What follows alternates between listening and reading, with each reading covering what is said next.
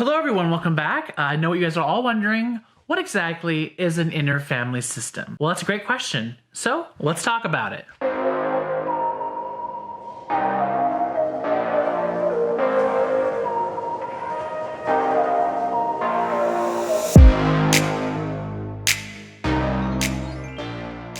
Bear with me for a second because I'm going to read out the definition and then I'll explain how I take it in 1 second. The internal family system model is an integrative approach to individual psychotherapy developed by Richard C. Schwartz in the 1980s. It combines system thinking with the view that the mind is made up of relatively discrete sub-personalities, each with its own unique viewpoint and qualities. Basically what this means to me is we all have thoughts in our head and it's hard to recognize what is a real thought, like what comes from the soul of Camron and what comes from trained trauma thinking. And so you're always like, well, I'm a terrible person because I have confirmed this with all these other thoughts that pop into my head. Basically, our brains are guilty of self-sabotaging. And so the reason why this has helped me for most of my life, I'm going to be 26 on Saturday. I have lived in a realm of shame. I felt guilty waking up in the morning. I felt guilty going to school. I felt guilty coming home. Literally all shame. Always in that mindset because I never felt like anybody really took the time to see me and be like, oh, you're great.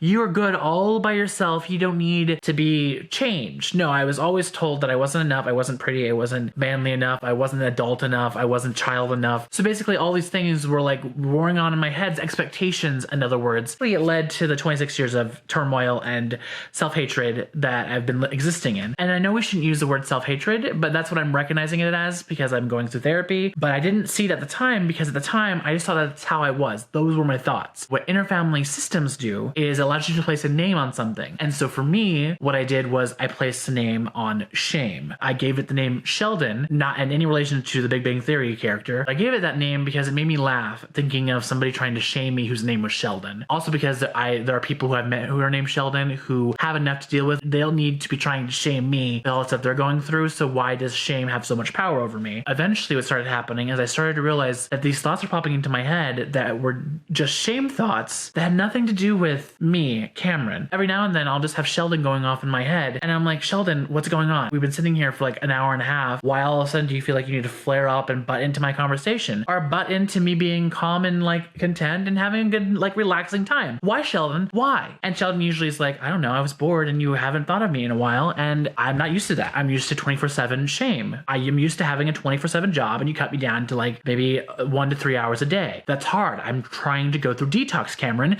Give me my moment, okay? That's kind of like the escalation of how talks with Sheldon go. But it's not just Sheldon. It's a way you can also address other emotions that are always there. I also have fear. Bertha, ironic because somebody in my family is named Bertha. I didn't mean that, but for some reason the idea of Bertha reminds me of a cow, so it makes me laugh. Why is this cow trying to scare me not to do anything? Again, it has its own problems. You have to be worried about being turned into beef. So why are you trying to butt into my life? Okay, Bertha, back off. I'm giving you an example as Sheldon is shame, Bertha is fear. And what I realized is they also had contexts into what's going on into my mental psyche. For instance, whenever I feel depressed, it's usually because Sheldon decided that he wants to come out and really immerse me in a pool of just shame and like self-hatred. And sometimes it's conscious and sometimes it's just my body is feeling it. And I'm not always aware of it, but when I named it Sheldon and I separated it from, okay, this is my shame thoughts, this is Sheldon, and this is Camron, I was like, some of these don't even make sense what's going on in my head. I was actually perfectly happy, but Sheldon just is trying to get at me. And that's usually just your depression just trying to come in. And then Bertha relates to my anxiety. So like if I start thinking about the future too much, Bertha's usually like, yeah, you shouldn't do anything. You shouldn't even be putting yourself on YouTube. Because what happens when all these people don't watch any of your videos, you're just going to be back to being like, feeling like nobody loves you. And I'm like, whoa, calm down, Bertha. I'm just trying to have a moment and actually show up for myself. Can you just give me a break, Bertha? Or do you always have to be there to make me scared to walk out the front door like something's going to happen?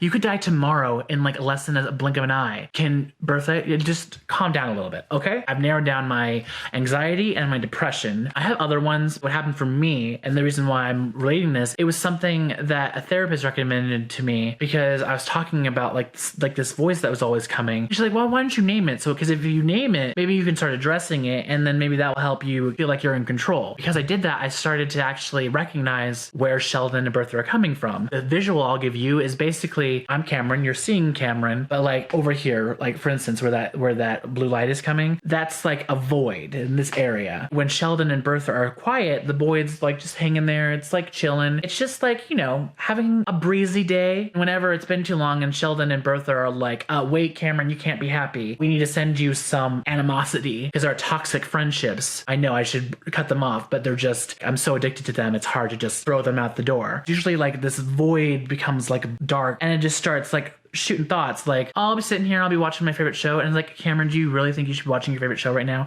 Should you not be doing all this other stuff instead of, I don't know, wasting your time? Oh, you really think that this is your favorite show? You think that this is gonna make you happy? You think that you're gonna become an actor by doing this? I don't think so. You're a terrible actor. You're stupid. This is never going to work. These are my false thoughts. These are real thoughts that Sheldon or Bertha have sent me. They're not me. These are just thoughts that are trying to dissuade me from what I feel as a person inside my heart. And that was something that I wanted to share with you guys, because when I started thinking of it that way, I realized how much of my life was so much better because I was able to recognize it. I was like, oh my gosh, I have moments of clarity. I have moments of not being afraid. I have moments of just being Cameron.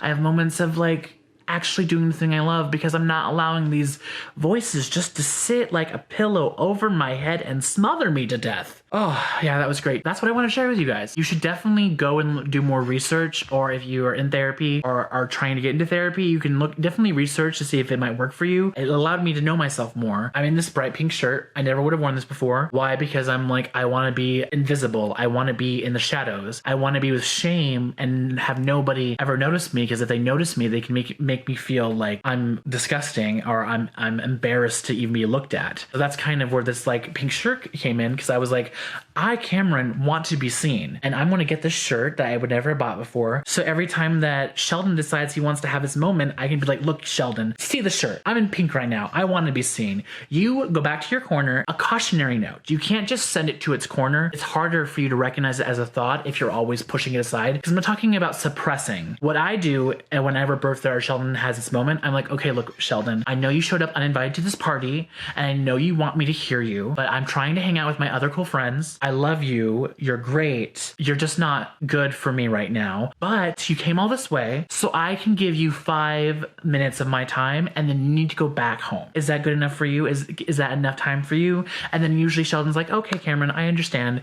I will accept those 5 minutes and then leave you alone. And usually that works out for me. But like sometimes it's just a little bit of self-talk, and you're like, okay, thank you, Sheldon. Thank you, Bertha. You've been dismissed. I love you. I know you're part of me. I cannot remove you. But sometimes you take up too much of my life, and I want to live. So if I need to live, then you guys need to like calm down. You need to like cool all day back to zero, because I need to be able to breathe without panicking. That's how I've utilized that skill personally. It helped me so much that I really wanted to spread that word. If you guys like this video, give it a like button so more people can find it, and hopefully they will try it and see if that helps them, like narrowing down the voices in their head. As always, you're more than free to subscribe to this channel. Again, we have another 17 days until the end of October, and I'm doing the 30-day challenge, more like 31, and I would love for you guys to follow me on that journey. Tap the bell button so you'll get notified every day when I post more videos. Leave a comment if this video has helped you, or if there's something that you guys want to share about that's similar to this that has been really helpful. If we were more open about mental health stuff and stop trying to pretend like our brains are different and they shouldn't be shared aloud, that creates a toxic environment in your head without introducing other people to it. Let's separate everybody and allow them to show up for themselves and acknowledge when they do, so that when they finally are able to be their true, authentic, happy selves, they can just be free. And that is why I want you to show up for yourself, and why I am showing up for myself, and I'm going to continue to do that. Thank you guys so much. I will see you guys next time, and bye!